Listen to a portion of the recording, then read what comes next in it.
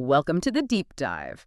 Today we're tackling something that, well, it probably hits close to home for a lot of us. I mean, who hasn't stared at an almost empty bank account just days before payday, wondering where on earth the money actually went?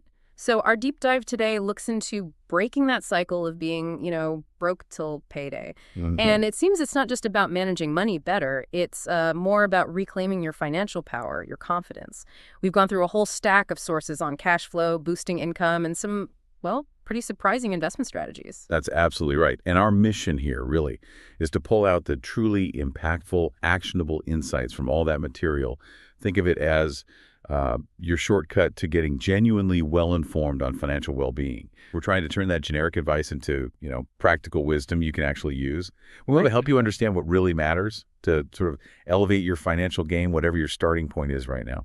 Yeah, I think we've all felt that frustration. Watching money just seem to evaporate before the next paycheck hits. But what did our sources suggest is the real underlying cause, like beyond just I don't earn enough? And what's the very first step they recommend? Maybe something a bit counterintuitive to actually see where it's all going. That's a great question. The real insight here isn't just that the money vanishes, but, well, how often it just disappears into this kind of unseen expense void. Our sources really pinpoint that the foundational step, the absolute first thing, is what you might call a money autopsy. Sounds grim, but it's liberating. It means rigorously tracking every single dollar for, say, a month. It's not about judging yourself, not at all. It's about revealing where your financial power is actually leaking, turning that passive frustration into active control. Practical tips included things like a zero-based budget, using budgeting apps for those little microtransactions, or even setting up automated savings transfers, just making sure your money goes where you intend it to go. Okay, so building on that idea of finding hidden value or maybe stopping the leaks, our sources highlight a strategy that almost sounds too good to be true, cashback. They frame it as the subtle superpower for your wallet. But how does it genuinely work? How does it translate into a real financial boost? And are there any downsides, pitfalls to watch out for? Oh, it absolutely can be a game changer. Use smartly. Anyway, cash back basically transformed spending you were going to do anyway into a kind of saving strategy. The sources had this fantastic little story, an anecdote about someone getting nearly 50% cash back on a Surfshark VPN. 50%, which brought their monthly cost down to just like 0.95. It really shows how these little micro wins can stack up. And it's not just credit card rewards, though those are part of it. It's also about using shopping portals, browser extensions, things that give you a percentage back on everyday stuff. But yes, the pitfall, you hit on it. The danger is falling into the trap of spending more just to chase a small percentage back. That defeats the purpose. So the advice is clear. Use cash back on purchases you already plan to make. That way, necessary spending turns into an unexpected gain. Right, makes sense. Okay, moving beyond the day-to-day spending, I was really intrigued by what the sources discussed regarding investment strategies. They brought up something called the portfolio barbell strategy. Sounds interesting. A way to balance risk and safety for growth. For someone maybe new to investing concepts, how exactly does this barbell thing work? What are the core advantages, or maybe hidden risks? Yeah, the barbell strategy is quite clever. Its genius really lies in deliberately avoiding that moderately risky middle ground. The stuff that often gives you just moderate returns but still comes with moderate headaches. Instead, it pushes you to extremes. Think of it like this. Maybe 80–90% of your portfolio is parked in ultra-safe things, like treasury bills, high-yield savings, maybe very conservative bonds.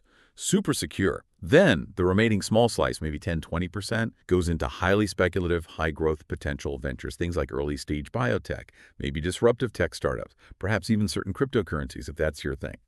So this bipolar approach aims for robust stability for the bulk of your money, while that small, aggressive portion has the potential for those massive outlier returns that can really move the needle, all without putting your whole nest egg on the line. The main risk, if you want to call it that, is probably more psychological. It's committing to those extremes and resisting the temptation to just, dabble in the middle where it feels safer. Interesting. Okay. And sort of building on that investment philosophy, our sources also mentioned a classic, Beating the Street by Peter Lynch. The big idea there seems to be that you don't need to be some Wall Street wizard to pick winning stocks. Is that right? Lynch apparently shows how just observing everyday life, what's around you, can lead to great investment ideas, which honestly sounds almost the opposite of how many people think about the stock market. Exactly. And that raises a really important question. Why does Lynch's common sense approach matter so much today? Well, it's because he radically simplifies investing. He makes it accessible, even if you think it's way too complex or requires some kind of secret insider knowledge. Lynch famously said, invest in what you know. It's powerful. Like, if you're really into, say, sustainable fashion, you're probably already following the news, understanding the trends, spotting the up-and-coming companies way faster than someone just scanning stock tickers, right? Your everyday curiosity, your passion becomes your edge, not some complex algorithm. So the action step from the sources is pretty clear. Do your homework, yes, but focus on the long term and invest in businesses you genuinely understand. As one source put it in a kind of hot take, if you're relying on stock tips from your barber, read this book before your portfolio gets a buzz cut. Uh-huh. Okay. Point taken. A buzz cut for the portfolio. Yeah, implies you could get wiped out by bad speculative tips. Right. It really hammers home the idea of making informed decisions, not just gambling. Definitely. Okay, so beyond traditional stocks and bonds, the sources also explored some, well, pretty creative ways to boost income on one side and slash costs on the other. For people creating content, there was this interesting comparison of earnings on TikTok versus YouTube. What are the key differences there? Like, how do creators actually make money on each, and what might make one better than the other depending on what you're creating? Yeah, that was fascinating. A key takeaway is how distinctly different their monetization models are. And that really shapes how much a creator could earn. So YouTube generally offers a more traditional ad revenue share. Creators earn based on ads shown on their typically longer videos. That model tends to reward consistent viewership and longer watch times, keeping people engaged. TikTok, on the other hand, leans more heavily on its creator fund, which pays based on views but can be a bit opaque. Plus brand deals and, importantly, live streaming features. That's where viewers can send virtual gifts that convert into real money. So, while YouTube might offer more stable, predictable, long-term ad revenue for channels that build an audience, TikTok can offer quicker bursts of income, maybe less consistent, but potentially significant, especially if content goes viral or if you have really strong engagement during live sessions. They're just different paths to getting paid. Gotcha. And sticking with creative ways to manage finances, especially costs, the sources mention house hacking. So what does this actually mean for someone maybe looking to seriously slash their housing costs? Or even that big promise of potentially living for free sounds almost too good. It does sound big, yeah. But house hacking is essentially about turning your primary residence, your home, into a powerful financial tool, an asset. It's not just about cutting costs. It's potentially about making your home actually generate income for you. Strategies. Well, the classic is buying a multi-unit property, like a duplex or a triplex. You live in one unit, rent out the others. Or even in a single-family home, you could rent out spare rooms, long-term tenants, or maybe short-term. Using platforms like Airbnb for a portion of your space is another popular method. The goal ultimately is for that rental income to cover most, or maybe even all, of your mortgage and other housing expenses. That's how you effectively live for free, or maybe even make a small profit each month. Now, of course, it's not effortless. It comes with the responsibilities of being a landlord, repairs, finding tenants. Right. And you absolutely need to check local regulations, market demand, all that. But the potential financial leverage, it could be pretty significant. Okay. Wow.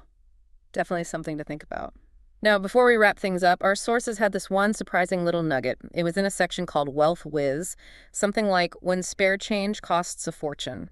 It seemed to point towards a bigger idea about finding value where you don't expect it. Yeah, that was a fun one. One particularly striking point was just a simple reminder.